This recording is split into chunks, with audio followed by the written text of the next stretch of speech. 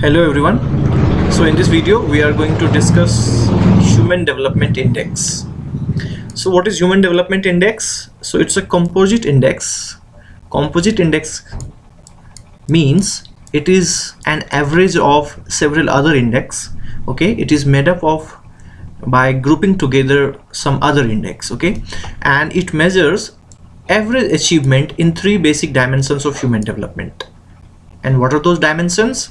Long and healthy life means health, knowledge means education, and the third, a decent standard of living, means access to resource or income.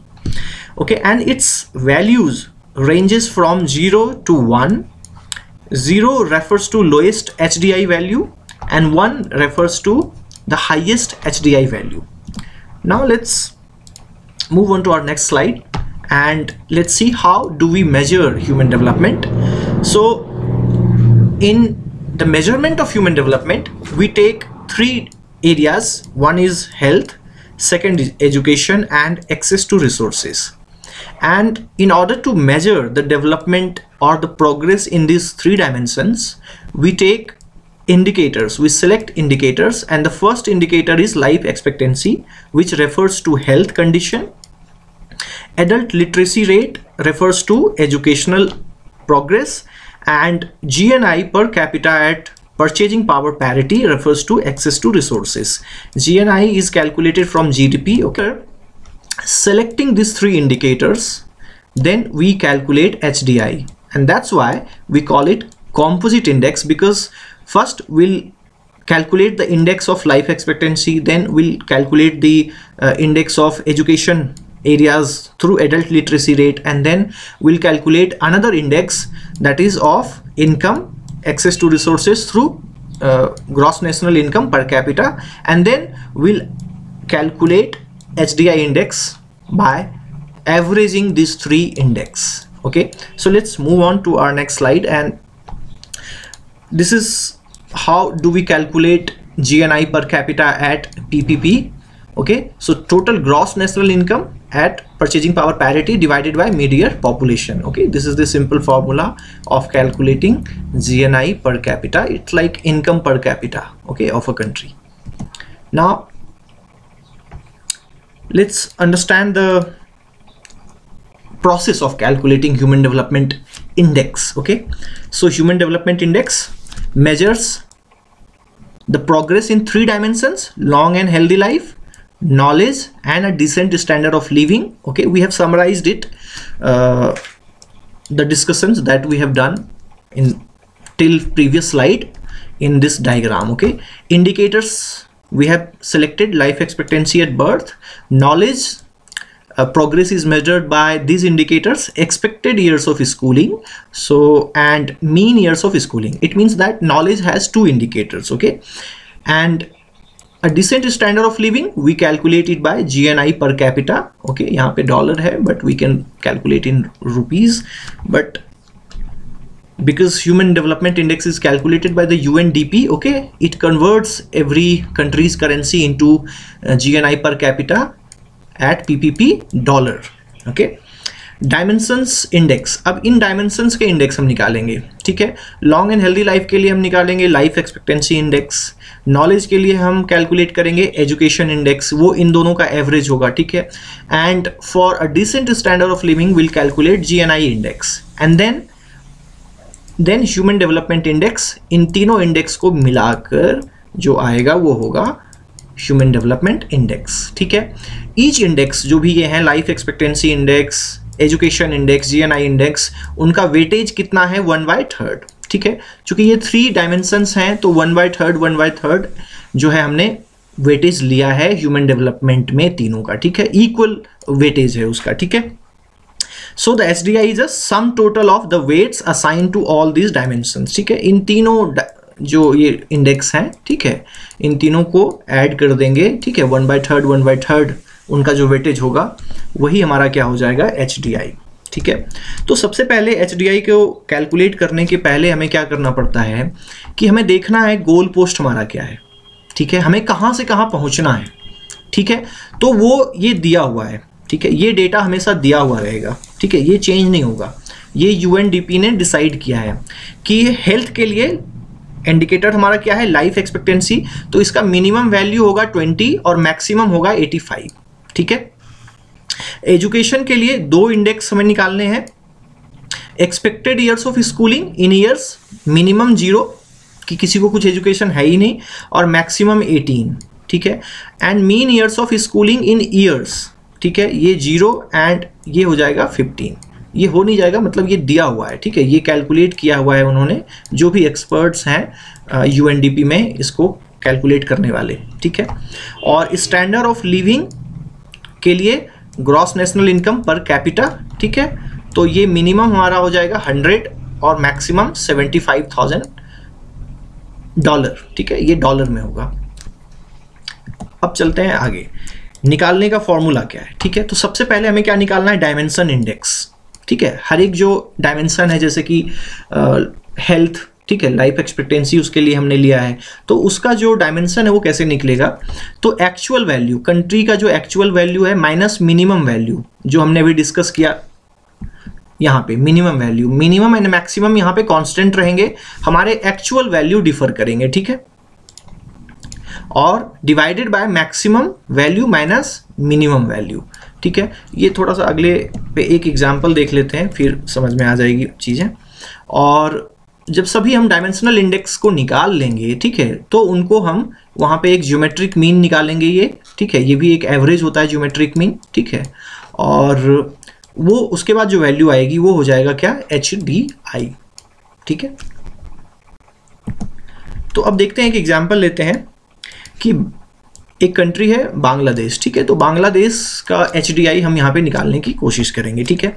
तो सबसे पहले indicators, जो indicators हैं हमने लिए हैं, ठीक है, HDI को निकालने के, जैसे कि life expectancy at birth, expected years of schooling, mean years of schooling, gross national income per capita, तो उनके वैल्यूज़ क्या क्या हैं एक्चुअल में, ठीक है, ये एक्चुअल वैल्यूज़ हैं, मतलब रियल में बांग्लादेश में क्या कंडीशन है इन इंडिकेटर्स की। तो लाइफ एक्सपेक्टेंसी देखिए कितना है, 72, एक्सपेक्टेड ईयर्स ऑफ स्कूलिंग वहाँ पर कितना है, 11.2, mean years of schooling 6.1, and gross national income per capita कितना है, $4,057 पर पर्सन, ओके।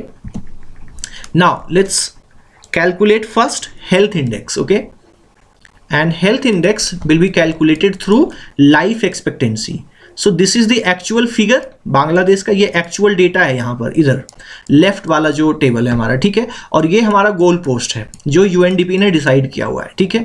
इसके रेफरेंस में यहाँ पे जो डेटा दिया हुआ है ये, ठीक है, इसके रेफरेंस में जो है हम ये कंपेयर करेंगे, हेल्थ इंडेक्स निकालेंगे कि कोई भी कंट्री कितना प्रोग्रेस कर पा रही है, ठीक है।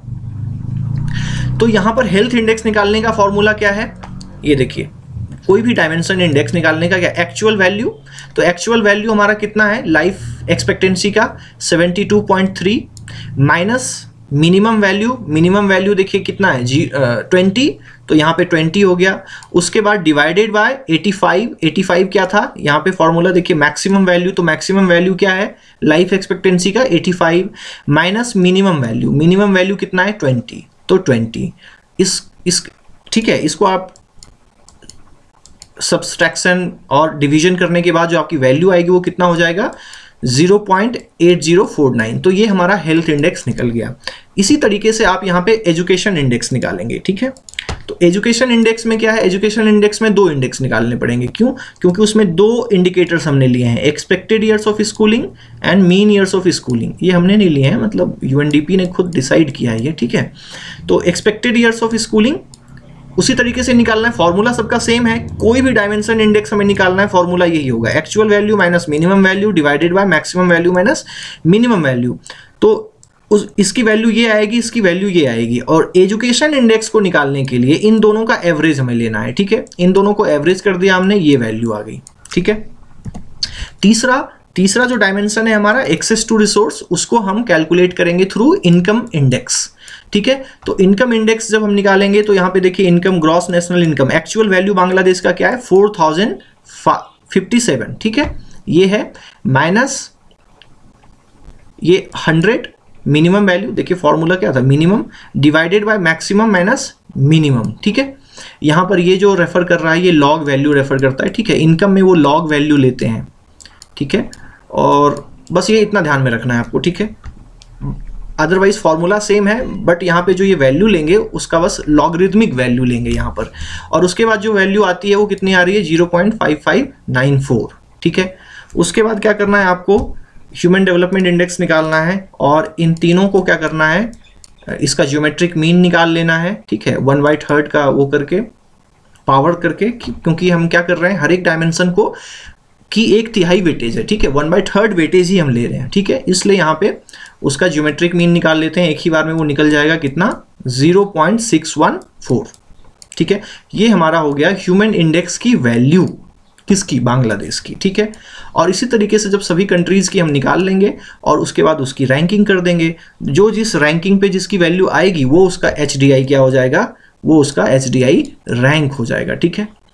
तो ये ध्यान में रखना है, ये डेटा फिक्स है, मिनिमम एंड मैक्सिमम। इसके कंटेक्स्ट में हम देखते हैं कि ये वैल्यू कोई भी कंट्री की कितनी आगे जा रही है, प्रोग्रेस कर रही है कि नहीं कर रही है, ठीक है। जैसे कि ये मैक्सिमम 85, तो ये 72 85 की तरफ बढ़ रहा है या नहीं बढ़ रहा है, ये 11.2 है तो ये 18 की तरफ बढ़ रहा है या नहीं बढ़ रहा है, ठीक है। ये ग्रॉस नेशनल इनकम जो है वो ये मैक्सिमम जो 75,000 है इसकी तरफ प्रोग्रेस कर पा रहा है या नहीं कर पा रहा है, बस यही मेजर करता है, ठीक है। कि हर एक कंट्री ये जो मैक्सिमम वैल्यू है उसकी तरफ कितना प्रोग्रेस कर पा रहा है, ठीक है। तो HDI यही मेजर करता है, achievement towards the maximum value of this indicators, जो कि UNDP ने डिसाइड किया हुआ है, ठीक है। तो इवैल्यूएशन करते हैं कि क्या पॉजिटिव चीजें हैं HDI में, क्या नेगेटिव्स हैं, ठीक है।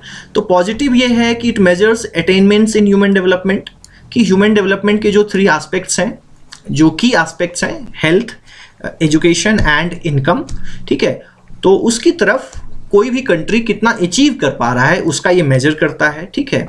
It reflects what has been achieved in key areas of human development, ठीक है।